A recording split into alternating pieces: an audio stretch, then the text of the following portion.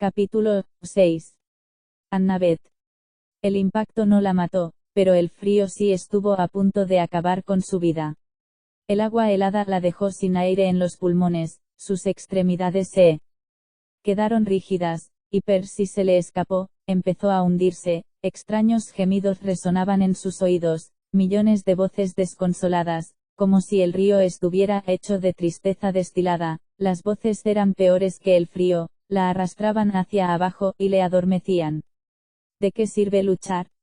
Le decían, de todas formas, ya estás muerta, nunca saldrás de este sitio. Podía hundirse hasta el fondo y ahogarse, dejar que el río se llevara su cuerpo, eso sería más fácil, podría cerrar los ojos. Percy le agarró la mano y la devolvió a la realidad, no podía verlo en el agua turbia, pero de repente ya no quería morir. Bucearon juntos hacia arriba, y salieron a la superficie. Annabeth boqueó, agradeciendo el aire que respiraba, por sulfuroso que fuera, el agua se arremolinó a su alrededor, y se dio cuenta de que Percy estaba formando un torbellino para mantenerlos a flote. No podía distinguir su entorno, pero sabía que estaban en un río, los ríos tenían orillas. Tierra, dijo con voz ronca, ve hacia un lado. Percy parecía casi muerto de agotamiento, normalmente el agua le vigorizaba, pero no era el caso de la que les rodeaba, controlarla debía de haber consumido todas sus fuerzas, el remolino empezó a disiparse, Annabeth le agarró la cintura con un brazo, y luchó a través de la corriente, el río se movía contra ella, miles de voces quejumbrosas susurrándole al oído, metiéndose en su cerebro. La vida es desolación, decían, todo es inútil, y luego te mueres. Inútil, murmuró Percy. Le castañeteaban los dientes debido al frío, dejó de nadar, y empezó a hundirse. Percy, gritó ella, el río te está confundiendo la mente, es el Cocito. El río de las lamentaciones. Está hecho de tristeza pura. Tristeza, combinó él. Lucha contra ella. Annabeth agitó los pies y se esforzó por mantenerlos a los dos a flote, otra broma cósmica para disfrute de Gaia. Annabeth muere tratando de impedir que su novio, hijo de Poseidón, se ahogue.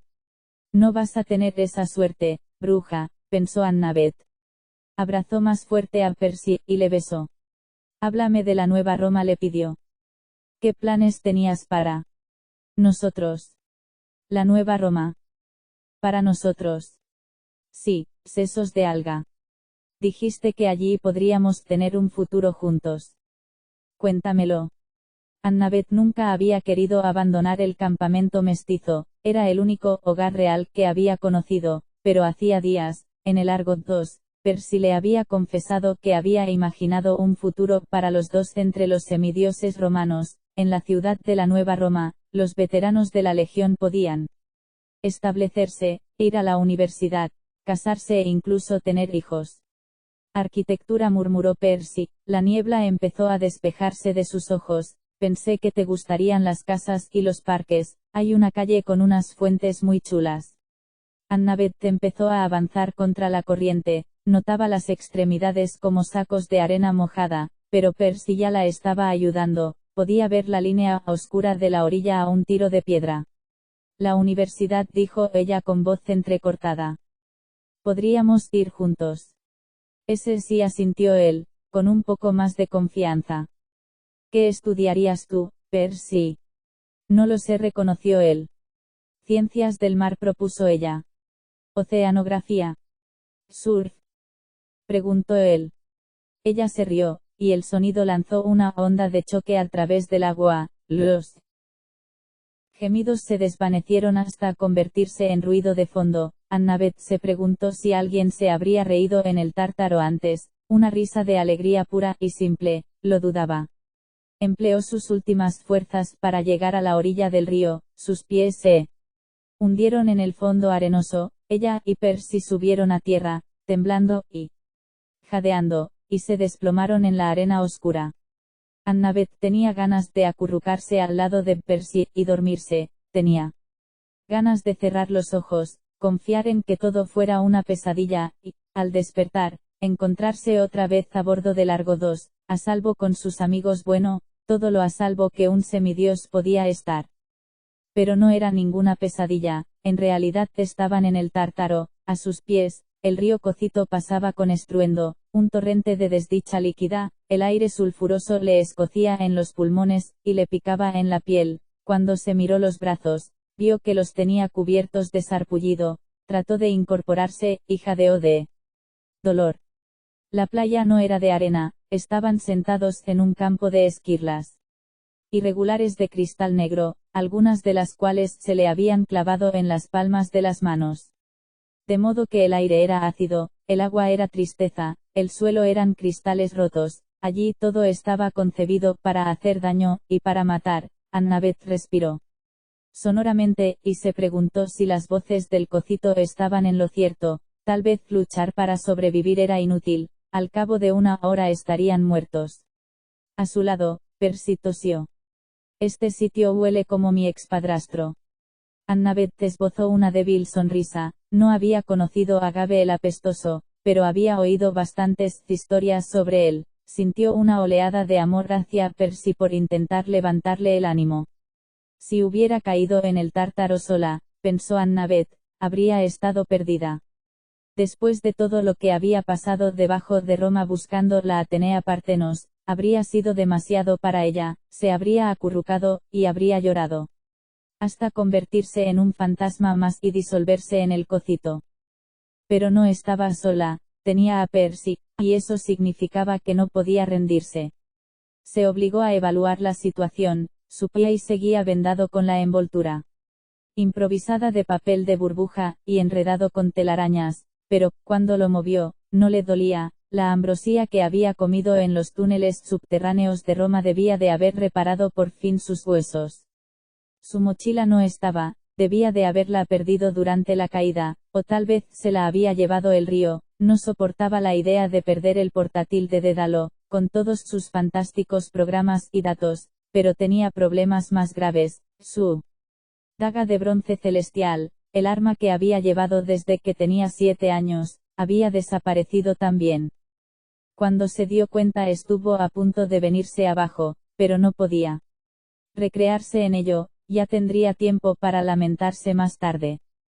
¿Qué más tenían? Ni comida ni agua, básicamente, 0 provisiones. Sí, un comienzo prometedor. Annabeth miró a Percy, tenía muy mal aspecto, el cabello moreno se le pegaba a la frente, y su camiseta de manga corta estaba hecha jirones. Los dedos se le habían quedado en carne viva al agarrarse al saliente de la cima antes de la caída, pero lo más preocupante de todo era que estaba temblando, y tenía los labios morados. Deberíamos mantenernos en movimiento o sufriremos hipotermia, dijo Annabeth. ¿Puedes levantarte? Él asintió. Los dos se levantaron con dificultad. Annabeth le rodeó la cintura con el brazo, aunque no estaba segura de quién estaba sosteniendo a quién. Escudriñó el entorno, arriba no había rastro del túnel por el que habían caído, ni siquiera podía ver el techo de la cueva, solo unas nubes color sangre flotando en el brumoso aire gris. Era como mirar a través de una mezcla diluida de sopa de tomate y cemento. La playa de cristales negros se extendía hacia el interior a lo largo de unos 50 metros, y luego descendía con forma de acantilado. Desde donde se encontraban, Annabeth no podía ver lo que había abajo, pero una luz roja parpadeaba en el borde como si el fondo estuviera iluminado por grandes hogueras. Un recuerdo lejano acudió a su mente, algo relacionado con el Tártaro y con el fuego. Antes de que pudiera detenerse en ello, Percy inspiró bruscamente. Mira. Señaló río abajo. A 30 metros de distancia, un coche italiano azul celeste de aspecto familiar cayó de morro contra la arena. Parecía el Fiat que había chocado contra Arachne y la había lanzado en picado por el foso. Annabeth esperaba equivocarse, pero ¿cuántos coches deportivos italianos podía haber en el Tártaro?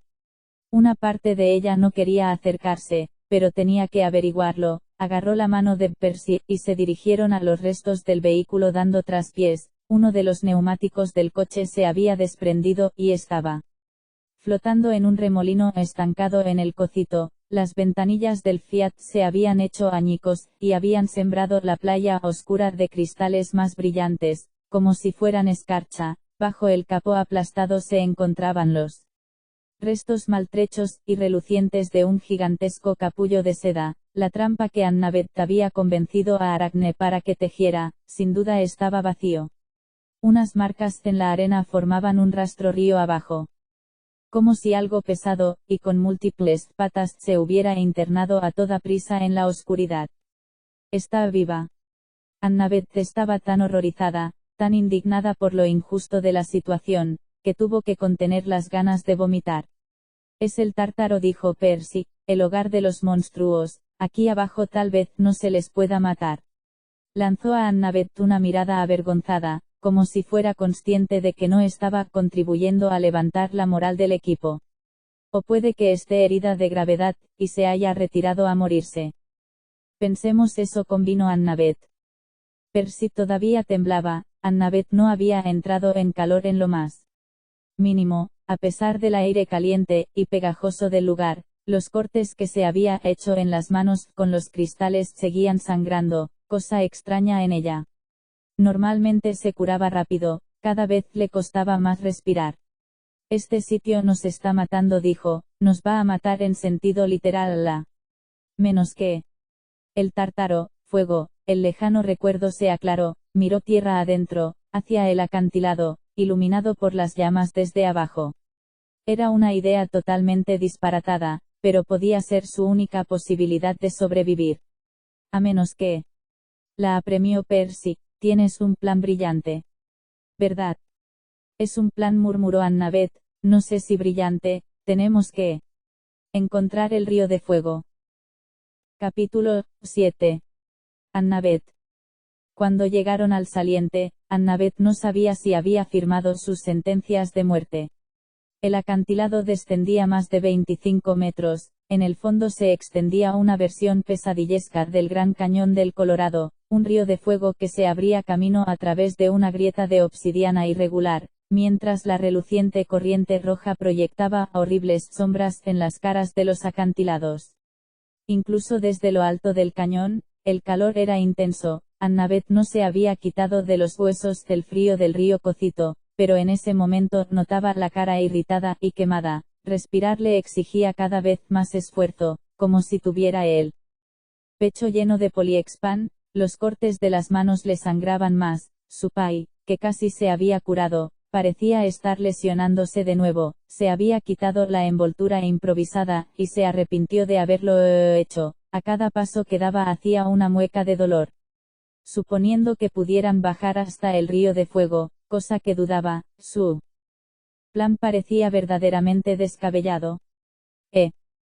Percy examinó el acantilado, señaló una diminuta fisura que avanzaba en diagonal desde el borde hasta el fondo. Podemos probar con ese saliente, tal vez podamos bajar. No dijo que sería una locura intentarlo, se las arregló para mostrarse esperanzado. Annabeth se lo agradeció, pero temía estar arrastrándolo a su perdición. Claro que si se quedaban allí morirían de todas formas. Habían empezado a salirles ampollas en los brazos debido a la exposición al aire del Tártaro. El entorno era tan saludable como la zona de una explosión nuclear. Percy descendió primero. El saliente apenas era lo bastante ancho para apoyar el pai. Sus manos buscaban cualquier grieta en la roca vítrea. Cada vez que Annabeth ejercía presión sobre su pie lesionado, le entraban ganas de gritar. Había arrancado las mangas de su camiseta, y había usado la tela para envolverse las manos manchadas de sangre, pero sus dedos seguían resbaladizos y débiles.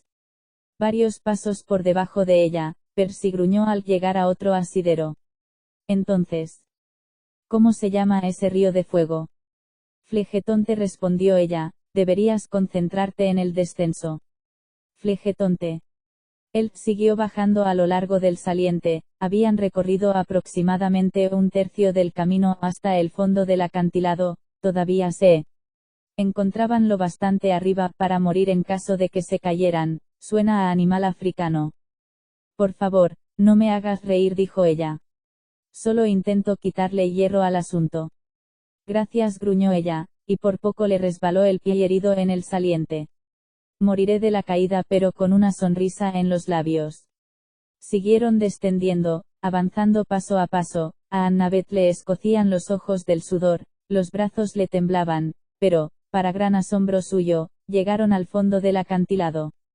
Cuando alcanzaron el suelo, Annabeth tropezó, Percy la atrapó, le sorprendió lo caliente que el chico tenía la piel, le habían salido forúnculos en la cara, de modo que parecía un enfermo de viruela.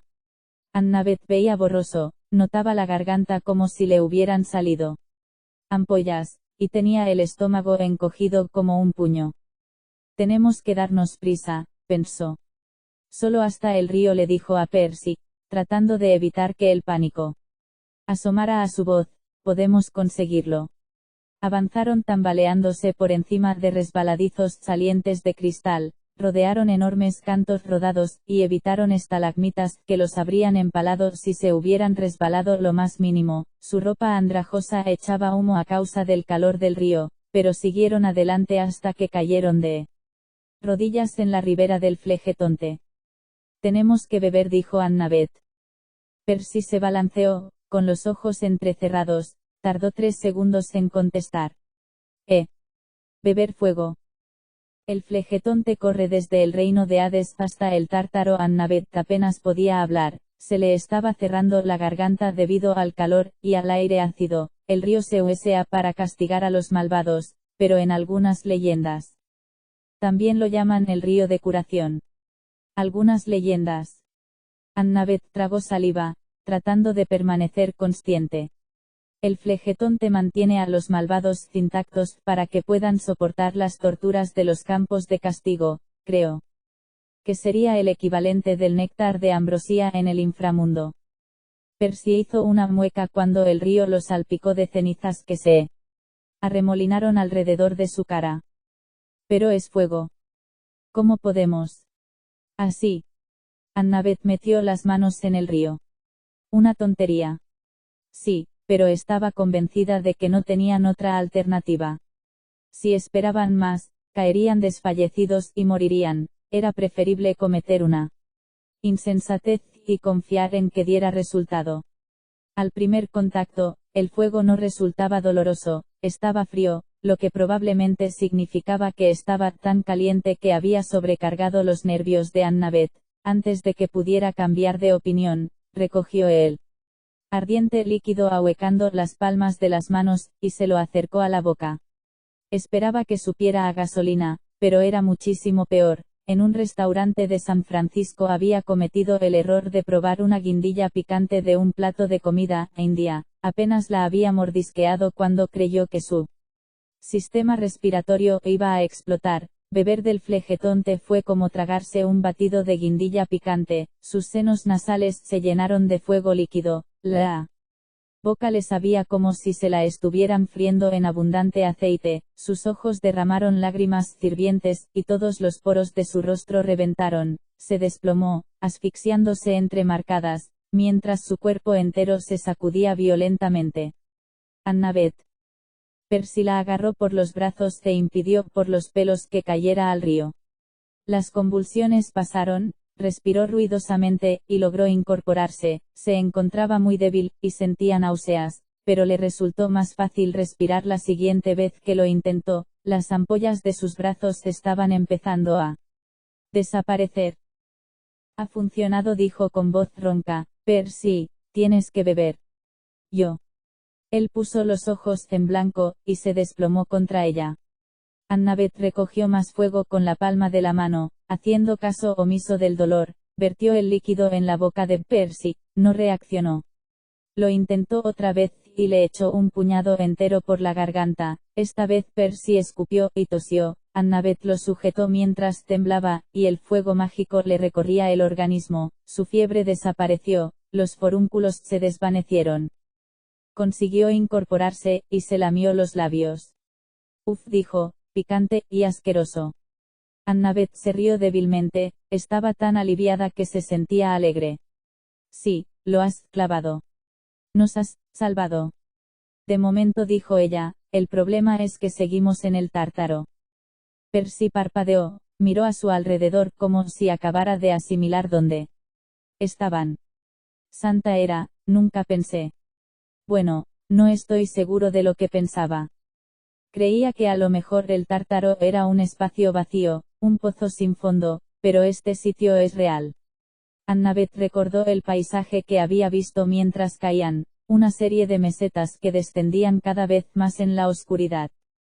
No lo hemos visto todo, advirtió ella, esta podría ser solo la primera parte del abismo, como los escalones de la entrada.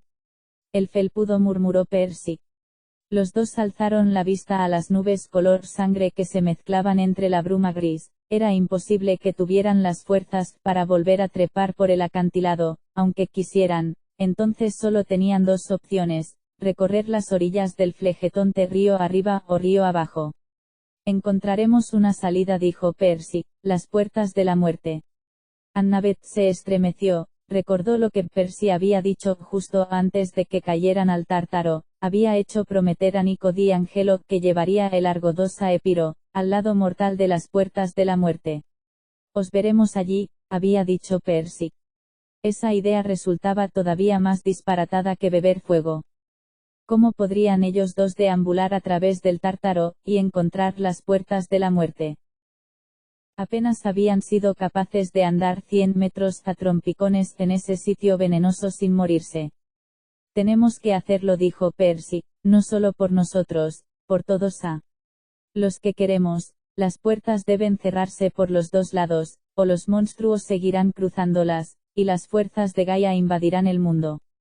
Annabeth sabía que él tenía razón. Aún así, cuando intentó idear un plan que diera resultado, los problemas de logística la abrumaron. No tenían forma de localizar las puertas, no sabían cuánto tiempo les llevaría, ni si el tiempo transcurría a la misma velocidad en el Tártaro. ¿Cómo podrían sincronizar un encuentro con sus amigos?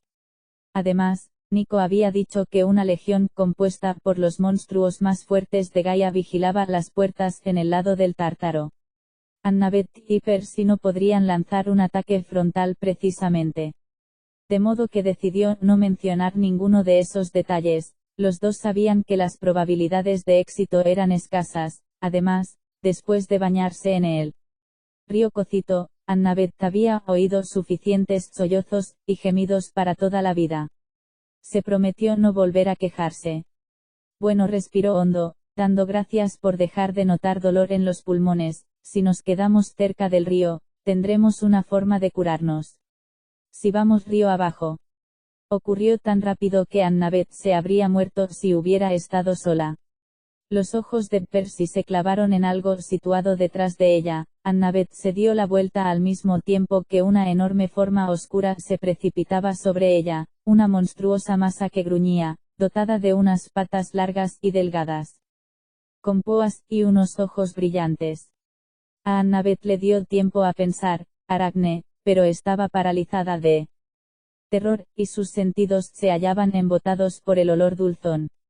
Entonces oyó el ruido familiar del bolígrafo de Percy al transformarse en espada. Su hoja pasó por encima de su cabeza describiendo un reluciente arco de bronce. Un horrible gemido resonó a través del cañón. ¿Estás bien? Percy escudriñó los acantilados y los cantos rodados, y permaneció alerta por si les atacaban más monstruos, pero no apareció ninguno más. El polvo dorado de la araña se posó sobre la obsidiana.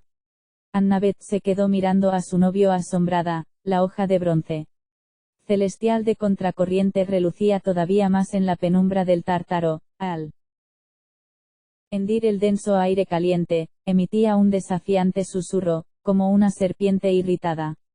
Me habría matado, dijo Annabeth tartamudeando. Percy dio una patada al polvo de las rocas con expresión adusta insatisfecha. Ha muerto demasiado rápido, considerando todo el sufrimiento que te hizo pasar, se merecía algo peor. Annabeth no podía discutirle ese punto, pero el tono duro de la voz de Percy la inquietaba. Nunca había visto a alguien enfadarse ni volverse tan vengativo por ella. Casi le alegraba que Aracne hubiera muerto tan rápido. ¿Cómo te has movido tan rápido? Percy se encogió de hombros. Tenemos que cubrirnos las espaldas. No. A ver. ¿Qué estabas diciendo? Río abajo. Annabeth asintió, todavía aturdida. El polvo amarillo se disipó sobre la orilla rocosa, y se convirtió en vapor. Por lo menos ahora sabían que se podía matar a los monstruos en el Tártaro. Aunque Annabeth no tenía ni idea de cuánto tiempo permanecería muerta Aracne, ella no tenía pensado quedarse a averiguarlo.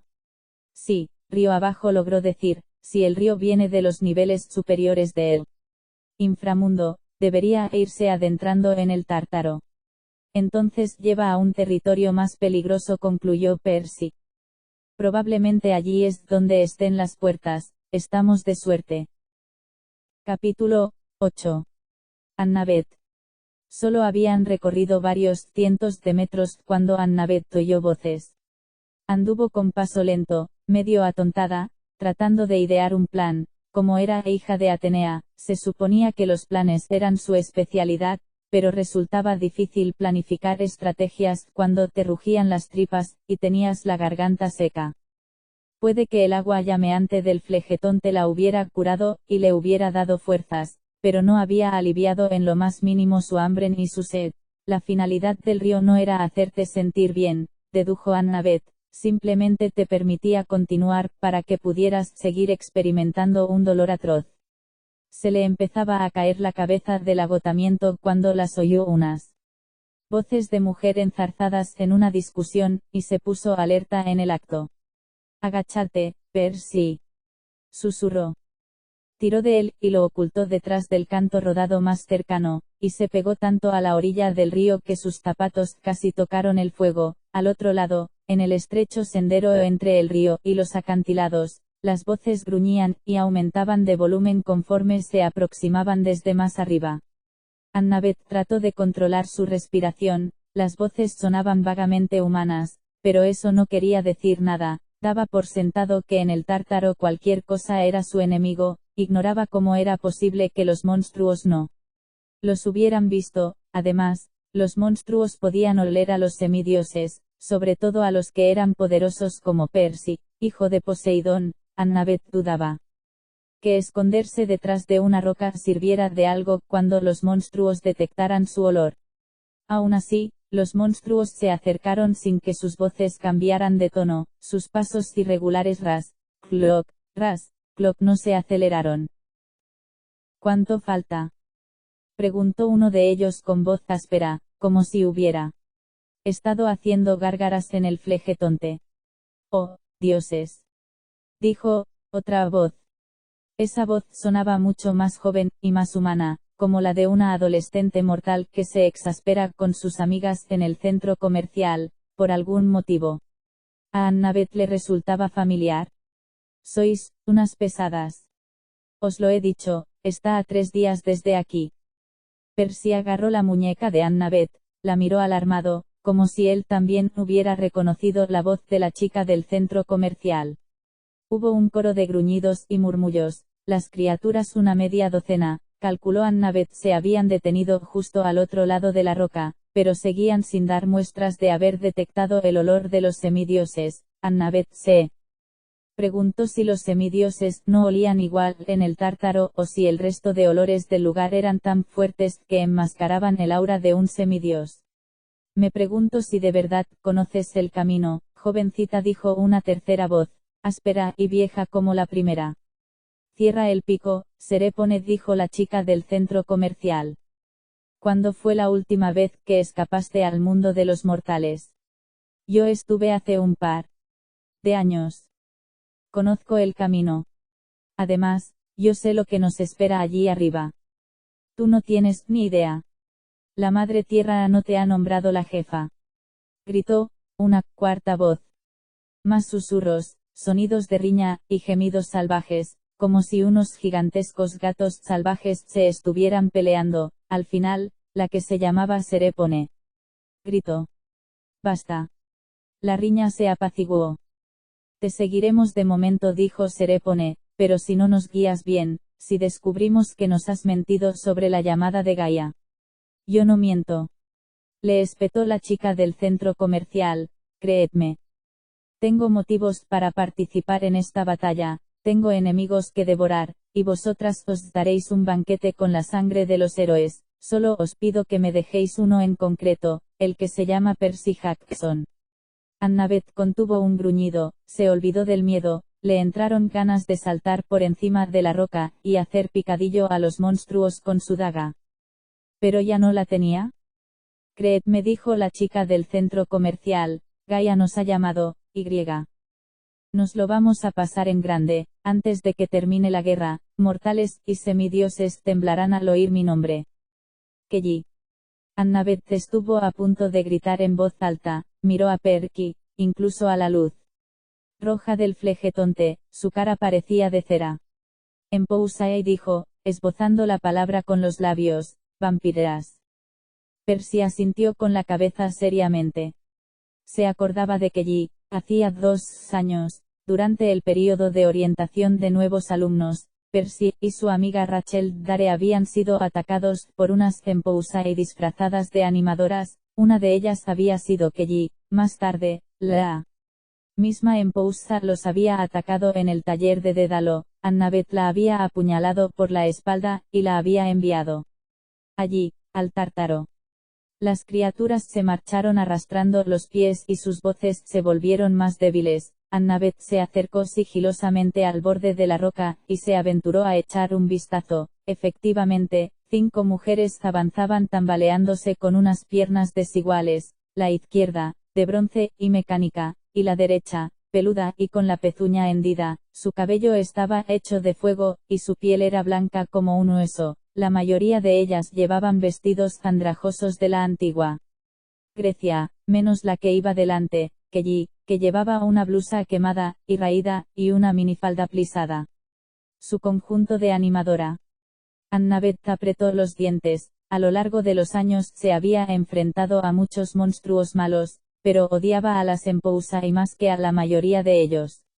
Además de sus terribles garras y colmillos, tenían la poderosa facultad de manipular la niebla, podían cambiar de forma, y usar su capacidad de persuasión para engañar a los mortales, y conseguir que bajaran la guardia. Los hombres eran especialmente susceptibles. La táctica favorita de las Empousae consistía en enamorar a un hombre, y luego beberse su sangre, y devorar su carne. No era lo que se dice una primera cita encantadora.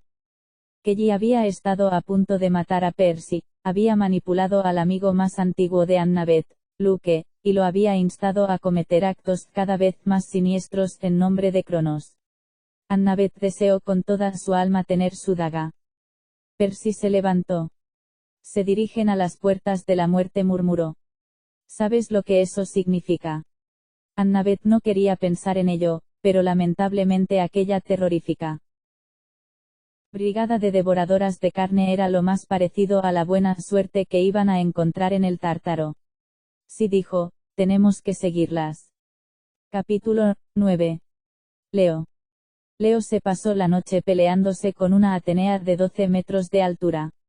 Desde que habían subido a bordo la estatua, Leo había estado obsesionado con su funcionamiento, estaba seguro de que tenía poderes extraordinarios. Tenía que haber un interruptor secreto o un plato de presión o algo por el estilo.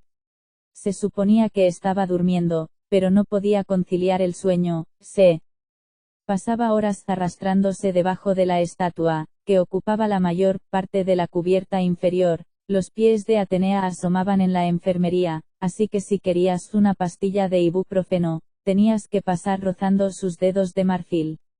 Su cuerpo recorría el pasillo de babor a lo largo, y su mano extendida sobresalía en la sala de máquinas, ofreciendo la figura de Nike de tamaño natural que reposaba en su palma como si dijera: toma, un poco de victoria. El rostro sereno de Atenea ocupaba la mayor parte de las cuadras de los Pegasos situadas en popa, que afortunadamente estaban vacías. Si Leo hubiera sido un caballo mágico, no habría querido vivir en una casilla observado por una descomunal diosa de la sabiduría. La estatua estaba encajada en el pasillo, de modo que Leo tenía que trepar por encima, y deslizarse por debajo de sus extremidades, buscando palancas y botones. Una vez más, no encontró nada. Había hecho averiguaciones sobre la estatua, sabía que estaba fabricada a partir de un armazón de madera hueco cubierto de marfil y oro, lo que explicaba por qué era tan ligera. Se encontraba en muy buen estado, considerando que tenía más de 2000 años de antigüedad. Había sido saqueada en Atenas, transportada a Roma, y guardada en secreto en la cueva de una araña durante la mayor parte de los 2 últimos milenios. La magia debía de haberla mantenido intacta, suponía Leo, en combinación con una factura muy buena. Annabeth había dicho. Bueno, él procuraba no pensar en Annabeth. Todavía se sentía culpable por su caída y la de Percy al Tártaro. Leo sabía que había sido culpa suya, debería haber tenido a todo el mundo a salvo a bordo de él. Argodos antes de empezar a sujetar la estatua, debería haberse dado cuenta de que el suelo de la caverna era inestable. Aún así, paseándose con cara mustia no iba a conseguir que Percy y Annabeth volvieran, tenía que concentrarse en solucionar los problemas que pudiera solucionar. De todas formas, Annabeth había dicho que la estatua era la clave para vencer a Gaia, podía reparar la brecha existente entre los semidioses griegos y los romanos. Leo suponía que esas palabras encerraban algo más que mero simbolismo. Tal vez los ojos de Atenea disparaban rayos láser, o la serpiente que había detrás de su escudo podía escupir veneno, o tal vez la figura de Nike cobraba vida, y hacía unos movimientos en plan ninja. A Leo se le ocurrían toda clase de cosas divertidas que la estatua podría hacer si él la hubiera diseñado, pero cuanto más la examinaba, más se decepcionaba. La Atenea Partenos irradiaba magia, hasta él podía percibirla. Pero no parecía que hiciera nada aparte de lucir un aspecto imponente. El barco se escoró a un lado, realizando un movimiento brusco y evasivo. Leo reprimió el deseo de correr al timón. Jason, Piper y Frank que estaban de guardia con Azel, ellos podían ocuparse de lo que estuviera pasando. Además, Azel había insistido en ponerse al timón para llevarlos por el paso secreto del que le había hablado la diosa de la magia. Leo esperaba que Azel estuviera en lo cierto con respecto al largo desvío hacia el norte. No se fiaba de la tal Hécate, no entendía por qué una diosa tan inquietante decidía de repente mostrarse amable. Claro que él no se fiaba de la magia en general, por eso estaba teniendo tantos problemas con la Atenea Partenos. La estatua no tenía partes móviles. Hiciera lo que hiciese, al parecer funcionaba con hechicería pura. Y Leo no valoraba eso, quería que tuviera lógica, como una máquina. Al final se cansó de pensar, se acurrucó con una manta en la sala de máquinas, y escuchó el zumbido calmante de los generadores. Buford, la mesita mecánica, estaba en el rincón en modalidad de sueño, emitiendo suaves ronquidos vaporosos. CHHH, ZZZ, CHHH, ZZZ. A Leo le gustaba mucho su camarote, pero se sentía más seguro en el corazón del barco, en una sala llena de mecanismos que sabía controlar. Además, tal vez si pasaba más tiempo cerca de la Atenea Partenos, acabaría empapándose de sus secretos. O tú o yo, Grandullona murmuró mientras se subía la manta a la barbilla. Al final colaborarás. Cerró los ojos y se durmió. Lamentablemente, eso conllevaba tener sueños. Corría como alma que lleva el diablo por el viejo taller de su madre, el mismo en el que ella había muerto a causa de un incendio cuando Leo tenía 8 años.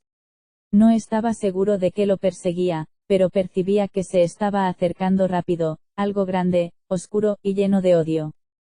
Tropezó contra los bancos de trabajo, volcó cajas de herramientas, y trastabilló con cables eléctricos. Vio la salida, y corrió hacia ella, pero una figura apareció delante de él, una mujer con una túnica de tierra seca que se arremolinaba a su alrededor, y el rostro cubierto por un velo de polvo. ¿Qué haces, pequeño héroe?, preguntó Gaia. Quédate a conocer a mi hijo favorito. Leo giró a la izquierda a toda velocidad, pero la risa de la diosa de la tierra le siguió.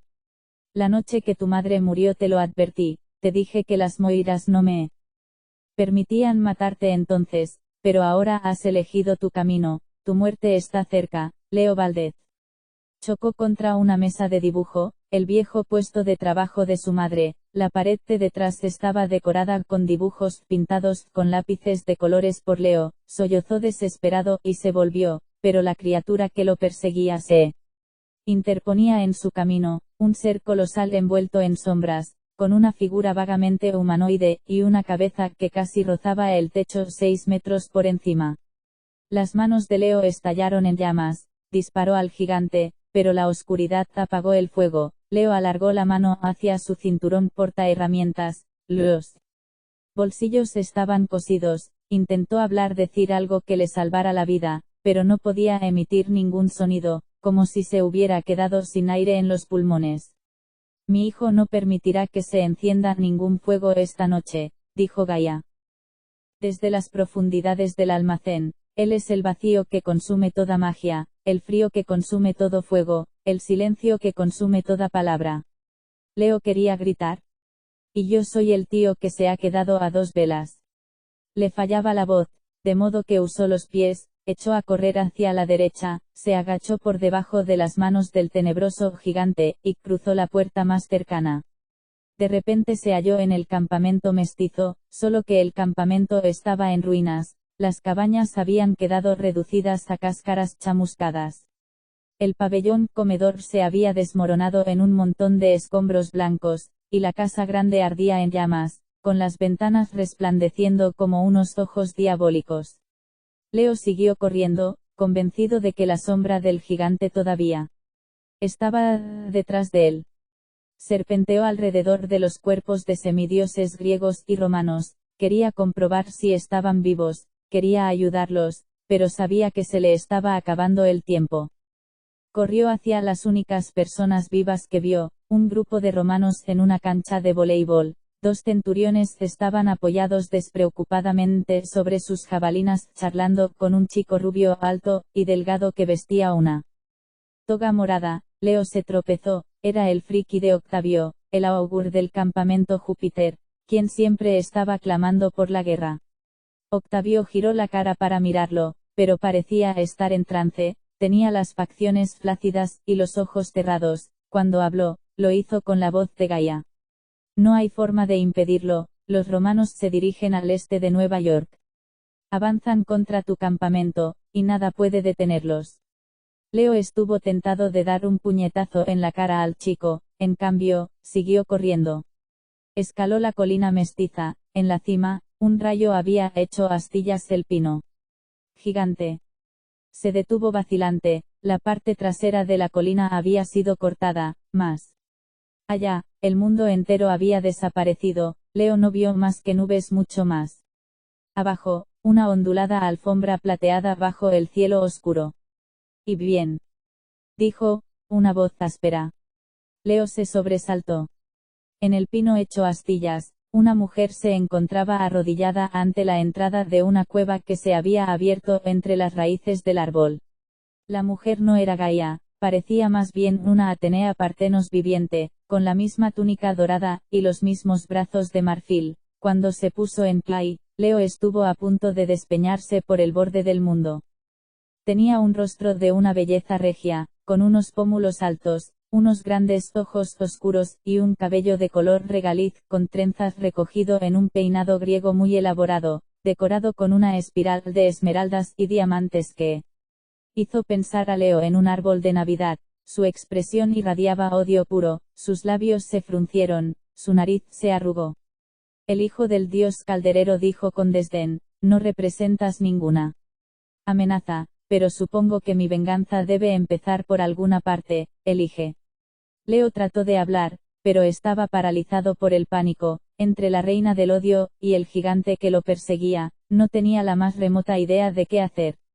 Llegará dentro de poco, le avisó la mujer, mi oscuro amigo no te dará el lujo de elegir el acantilado o la cueva, muchacho. De repente Leo entendió lo que quería decir, estaba acorralado. Podía saltar por el acantilado, pero era un suicidio. Aunque hubiera tierra debajo de las nubes, moriría en la caída, o tal vez seguiría cayendo eternamente. Pero la cueva.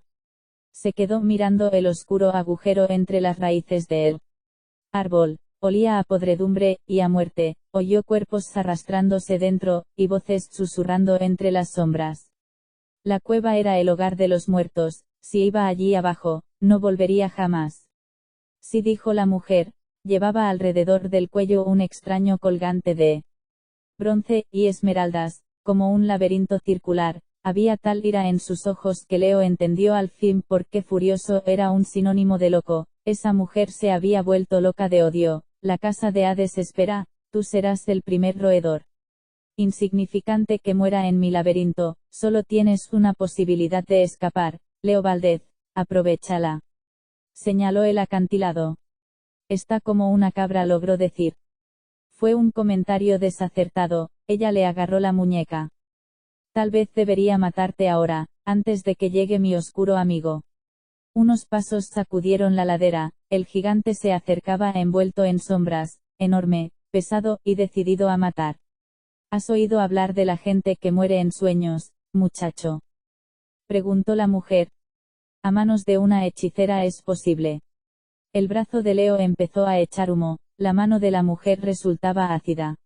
Al tacto, trató de liberarse, pero ella lo agarraba con puño de acero.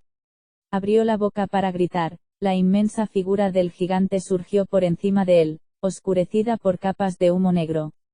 El gigante levantó el puño, y una voz atravesó el sueño. Leo. Jason le estaba sacudiendo el hombro. Tío. ¿Qué haces? Abrazando a Nike. Leo abrió los ojos parpadeando, sus brazos rodeaban la estatua de tamaño humano posada en la mano de Atenea. Debía de haber estado revolviéndose dormido, estaba aferrado a la diosa de la victoria como solía aferrarse a su almohada cuando tenía pesadillas de niño. Eso le hacía pasar mucho corte en los hogares de acogida. Se desenredó y se incorporó, frotándose la cara. Nada, murmuró, solo estábamos abrazados. ¿Qué pasa? Jason no se burló de él, esa era una de las cosas que Leo valoraba de su amigo. Los ojos de color azul claro de Jason lucían una mirada penetrante y seria. La pequeña cicatriz de su boca se contrajo como hacía siempre que tenía que dar malas noticias. Hemos atravesado las montañas, dijo, casi hemos llegado a Bolonia. Deberías reunirte con nosotros en el comedor, Nico tiene nueva información. Capítulo 10. Leo. Leo había diseñado las paredes del comedor para que mostraran escenas del campamento mestizo que transcurrían en tiempo real. Al principio le había parecido una idea fabulosa, pero ya no estaba tan seguro. Las escenas de su hogar, las canciones interpretadas en grupo delante de fogatas, las cenas en el pabellón, los partidos de voleibol delante de la casa grande parecían entristecer a sus amigos. Cuanto más se alejaban de Long Island, peor se volvía. Las zonas horarias seguían cambiando, lo que hacía que Leo notara la distancia cada vez que miraba las paredes. En Italia acababa de salir el sol, en el campamento mestizo era plena noche, las antorchas chisporroteaban en las puertas de las cabañas, la luz de la luna relucía sobre las olas del estrecho de Long Island, la playa estaba llena de huellas, como si una gran multitud se acabara de marchar. Leo se percató sobresaltado de que el día anterior, la noche anterior, lo que fuera había sido 4 de julio, no habían asistido a la fiesta anual del campamento mestizo en la playa, con increíbles fuegos artificiales preparados por los hermanos de Leo de la cabaña 9. Decidió no mencionar ese detalle al resto de la tripulación, pero esperaba que sus amigos del campamento hubieran celebrado una buena fiesta. Ellos también necesitaban algo que les ayudara a levantar el ánimo. Recordó las imágenes que había visto en el sueño, el campamento en ruinas, sembrado de cadáveres, Octavio en la cancha de voleibol, hablando despreocupadamente con la voz de Gaia. Se quedó mirando sus huevos y su bacon. Ojalá hubiera podido apagar los vídeos de la pared. Bueno, dijo Jason, ahora que estamos aquí.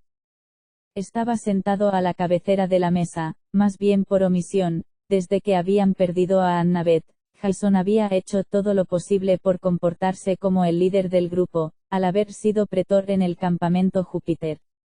Probablemente estaba acostumbrado a hacerlo, pero Leo notaba que su amigo se encontraba tenso, Tenía los ojos más hundidos que de costumbre, su cabello rubio estaba revuelto, algo inusual en él, como si se hubiera olvidado de peinárselo. Leo miró a los demás sentados alrededor de la mesa. Hazel también estaba ojerosa. Claro que ella había estado toda la noche levantada pilotando el barco a través de las montañas. Llevaba su cabello color canela rizado recogido con un pañuelo, lo que le daba un aire de soldado de comando que a Leo le puso bastante. Y que enseguida le hizo sentirse culpable. A su lado estaba sentado su novio Frank Zhang, vestido con unos pantalones de chándal negros, y una camiseta turística de Roma en la que ponía Ciao. Se podía considerar una palabra. Llevaba su vieja insignia de centurión prendida en su camiseta, a pesar de que los semidioses del Argodos eran entonces los enemigos públicos del número 1 al 7 en el campamento Júpiter. Su expresión adusta acentuaba su parecido con un luchador de sumo. Luego estaba él, hermanastro de Hazel, Nico Di Angelo. A Leo ese chico le daba muy mal rollete. Estaba recostado con su cazadora de aviador de cuero, su camiseta de manga corta negra, y sus vaqueros negros, aquel horrible anillo de plata con una calavera en el dedo, y la espada estigia a su lado. Los mechones de pelo moreno le sobresalían rizados como alas de cría de murciélago. Tenía unos ojos tristes, y algo vacíos, como si hubiera contemplado las profundidades del Tártaro. Cosa que en efecto había hecho. El único semidios ausente era Piper, a la que le había tocado estar al timón con el entrenador Edge, el sátiro que los acompañaba. Leo deseó que Piper estuviera allí. Ella tenía un don para calmar los ánimos con la capacidad de persuasión que había heredado de Afrodita. Después de los sueños que había tenido la noche anterior, a Leo no le habría ido mal un poco de calma. Por otra parte, seguramente era bueno que ella estuviera encubierta, acompañando a su acompañante. Ahora que estaban en las tierras antiguas, tenían que estar continuamente en guardia. A Leo le daba miedo dejar que el entrenador Edge pilotara solo. El sátiro disparaba a la mínima, y el timón tenía un montón de botones brillantes y peligrosos que podían hacer estallar los pintorescos pueblos italianos de abajo. Leo había desconectado hasta tal punto que no se había dado cuenta de que Jason seguía hablando. La casa de Hades estaba diciendo. Nico. Nico se inclinó hacia adelante. Anoche estuve en contacto con los muertos.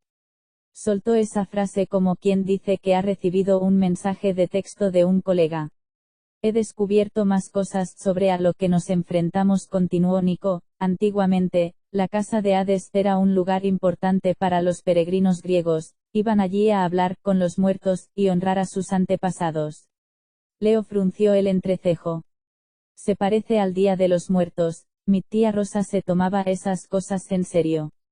Recordó que ella lo llevaba a rastras al cementerio de su barrio en Houston, donde limpiaban las lápidas de sus familiares, y dejaban limonada, galletas y caléndulas frescas a modo de ofrenda. La tía Rosa obligaba a Leo a quedarse a comer, como si alternar con los muertos fuera bueno para su apetito. Frank gruñó. Los chinos también tienen una costumbre parecida, adoran a los antepasados, y limpian las tumbas. En primavera lanzó una mirada a Leo. Tu tía Rosa se habría llevado bien con mi abuela. Leo visualizó una horripilante imagen de su tía Rosa, y una vieja china con atuendo de luchador zurrándose la una a la otra con unas porras con pinchos. Sí, dijo Leo, seguro que se habrían hecho amigas del alma. Nico se aclaró la garganta. Muchas culturas tienen tradiciones de temporada para honrar a los muertos, pero la casa de Hades estaba abierta todo el año. Los peregrinos podían hablar con los muertos. En griego se llama necromanteion, el oráculo de los muertos. Había que abrirse paso por distintos niveles de túneles, dejar ofrendas y beber pociones especiales. Pociones especiales, murmuró Leo, qué ricas. Jason le lanzó una mirada en plan, basta ya, colega. Continúa, Nico. Los peregrinos creían que cada nivel del templo te acercaba más al inframundo, hasta que los muertos aparecían ante ti. Si estaban contentos con tus ofrendas, respondían a tus preguntas, y puede que incluso te adivinaran el futuro. Frank dio unos golpecitos en su taza de chocolate caliente. ¿Y si no estaban contentos? Algunos peregrinos no encontraban nada, dijo Nico, otros se volvían locos o morían después de salir del templo, otros se perdían en los túneles, y nadie los volvía a ver. Lo importante, dijo Jason rápidamente, es que Nico ha descubierto una información que podría sernos útil. Si Nico no parecía muy entusiasmado, el fantasma con el que hablé anoche era un antiguo sacerdote de Hécate, me confirmó lo que la diosa le dijo a Azel ayer en la encrucijada. En la primera guerra contra los gigantes, Hécate luchó por los dioses, mató a uno de los gigantes, uno que había sido concebido como el reverso de Hécate, una criatura llamada Clitio. Un tío oscuro, aventuró Leo, rodeado de sombras. Azel se volvió hacia él, entornando sus ojos dorados. ¿Cómo sabes eso, Leo? He tenido un sueño. A nadie le sorprendió, la mayoría de los semidioses tenían pesadillas vívidas sobre lo que ocurría en el mundo. Sus amigos prestaron atención mientras Leo les explicaba el sueño. Trató de no mirar las imágenes del campamento mestizo que aparecían en las paredes mientras describía el lugar en ruinas. Les habló del gigante oscuro, y de la extraña mujer de la colina mestiza que le había ofrecido distintas formas de morir. Jason apartó su plato de tortitas. Así que el gigante es Clitio, supongo que estará esperándonos, vigilando las puertas de la muerte. Frank enrolló una tortita, y empezó a masticar. No era de los que dejaban que la muerte interfiriera en un saludable desayuno. ¿Y la mujer del sueño de Leo? Ese es mi problema. Azel se pasó un diamante entre los dedos haciendo un juego de manos. Hécate me dijo que una enemiga formidable espera en la casa de Hades, una bruja a la que solo puedo vencer yo usando la magia. ¿Sabes magia?, preguntó Leo. Todavía no. Trató de decir algo esperanzador, pero se acordó de los ojos de la mujer furiosa, y de que su firme mano había hecho que su piel echara humo. ¿Tienes idea de quién es? Azel negó con la cabeza. Solo sé que. Miró a Nico, y entre ellos se produjo una especie de discusión silenciosa. A Leo le dio la impresión de que los dos habían mantenido conversaciones privadas sobre la casa de Hades, y de que no les estaban revelando todos los detalles. Solo sé que no será fácil de vencer. Pero hay una buena noticia, dijo Nico, el fantasma con el que hablé me explicó cómo venció Hécate a Clitio en la primera guerra. Usó sus antorchas para prender fuego a su pelo, lo mató quemándolo, es decir, el fuego es su debilidad. Todo el mundo miró a Leo. Dijo él, vale. Jason asintió de modo alentador, como si fuera una noticia estupenda, como si esperara que Leo se acercase a una imponente masa oscura, disparase unas cuantas bolas de fuego, y resolviese todos sus problemas. Leo no quería decepcionarle, pero todavía podía oír la voz de Gaia. Él es el vacío que consume toda magia, el frío que consume todo fuego, el silencio que consume toda palabra. Leo estaba seguro de que haría falta algo más que unas cuantas cerillas para prender fuego a ese gigante. Es una buena pista, insistió Jason, por lo menos sabemos cómo matar al gigante, y esa hechicera. Bueno, si Hécate cree que Azel puede vencerla, entonces yo también lo creo. Azel bajó la vista. Ahora solo tenemos que llegar a la casa de Hades, abrirnos paso entre las fuerzas de Gaia. Y de un montón de fantasmas, añadió Nico, muy serio, puede que los espíritus del templo no sean amistosos. Y encontrar las puertas de la muerte, continuó Azel, suponiendo que podamos llegar al mismo tiempo que Percy y Annabeth y rescatarlos. Frank tragó un bocado de tortita. Podemos conseguirlo, tenemos que conseguirlo. Leo admiraba el optimismo del grandullón, ojalá él pensara lo mismo. Entonces, con el desvío, calculo que tardaremos 4 o 5 días en llegar a Epiro, dijo Leo, suponiendo que no haya retrasos por ataques de monstruos, y esas cosas. Jason sonrió con amargura. Sí, esas cosas nunca pasan. Leo miró a Azel. Hécate te dijo que Gaia planea su superjuerga para el 1 de agosto. ¿Verdad? La fiesta de cómo se llame. Apuntó Azel, la diosa de la esperanza. Jason giró su tenedor. En teoría, tenemos suficiente tiempo, solo es 5 de julio, deberíamos poder cerrar las puertas de la muerte, encontrar el cuartel general de los gigantes e impedir que despierten a Gaia antes del 1 de agosto. En teoría convino a Cel, pero me gustaría saber cómo vamos a abrirnos paso en la casa de Hades sin volvernos locos ni morirnos. Nadie propuso ninguna idea. Frank dejó su tortita enrollada como si de repente no le supiera tan bien. Hoy es 5 de julio, dioses, no lo había pensado. Tranqui, tío, dijo Leo, ¿eres canadiense? No. No esperaba que me hicieras un regalo del Día de la Independencia ni nada por el estilo. A menos que quieras, claro. No es eso, mi abuela siempre me decía que el 7 era un número de la mala suerte, era un número fantasma. No le hizo gracia cuando le dije que habría 7 semidioses en la misión, y julio es el 7º mes. Sí, pero... Leo tamborileó nerviosamente con los dedos sobre la mesa. Se dio cuenta de que estaba diciendo te quiero en código Morse como solía hacer con su madre, y habría sido bastante embarazoso si sus amigos entendieran el código Morse, pero solo es una casualidad. No. La expresión de Frank no lo tranquilizó. Antiguamente, en China, la gente llamaba al 7º mes el mes fantasma, entonces el mundo de los espíritus y el mundo de los humanos estaban más cerca que nunca, los vivos y los muertos podían ir de un lado al otro. Decidme que es una casualidad que estemos buscando las puertas de la muerte durante el mes fantasma. Nadie dijo nada. Leo quería pensar que una antigua creencia china no podía tener nada que ver con los romanos y los griegos, eran cosas totalmente distintas. No. Pero la existencia de Frank demostraba que las culturas estaban unidas. La familia Zhang se remontaba a la antigua Grecia, habían pasado por Roma y por China, para acabar en Canadá. Además, Leo no paraba de pensar en su encuentro con Némesis, la diosa de la venganza, en el Great Salt Lake. Némesis lo había llamado la séptima rueda, el miembro extraño de la misión, no se refería a séptima en el sentido de fantasma. ¿Verdad? Jason pegó las manos a los brazos de su asiento. Centrémonos en las cosas de las que podemos ocuparnos, nos estamos acercando a Bolonia, a lo mejor hallamos más respuestas cuando encontremos a esos enanos que Hécate. El barco dio un bandazo como si hubiera chocado contra un iceberg. El plato del desayuno de Leo se deslizó a través de la mesa, Nico se cayó con la silla hacia atrás y se dio con la cabeza contra el aparador, se desplomó en el suelo, y una docena de vasos y platos mágicos cayeron encima de él. Nico. Hazel corrió a ayudarle. ¿Qué?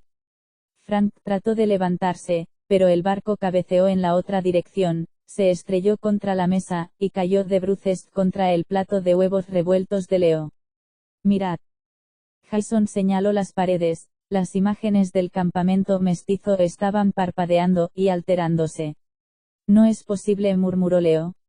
Era imposible que las paredes encantadas mostraran algo que no fueran escenas del campamento, pero de repente una enorme cara distorsionada ocupó toda la pared del lado de babor, unos dientes amarillos torcidos, una desaliñada barba pelirroja, una nariz verrugosa, y 2 ojos desiguales, uno mucho más grande y más alto que el otro. La cara parecía estar intentando devorar la sala. Las otras paredes parpadearon, y mostraron imágenes de la cubierta superior. Piper estaba al timón, pero algo no iba bien, estaba envuelta en cinta adhesiva de los hombros para abajo, y tenía la boca amordazada, y las piernas atadas al tablero de control. En el palo mayor, el entrenador Edge también estaba atado y amordazado. Mientras que una criatura de extraño aspecto, una especie de cruce entre gnomo y chimpancé con mal gusto para la vestimenta, bailaba a su alrededor, recogiendo el pelo del entrenador en pequeñas coletas con gomas de color rosa. En la pared del lado de popa, la enorme y fea cara retrocedió de tal forma que Leo pudo ver a la criatura entera, otro chimpancé gnomo con una ropa todavía más estrambótica. El extraño ser empezó a saltar por la cubierta, metiendo cosas en un saco de arpillera, la daga de Piper, los mandos de Huye y de Leo. Entonces sacó la esfera de Arquímedes del tablero de mando. No. Gritó Leo. Dijo Nico gimiendo en el suelo. Mono. Gritó Frank. No son monos, masculló Azel, creo que son enanos. Están robando mis cosas. Gritó Leo, y echó a correr hacia la escalera.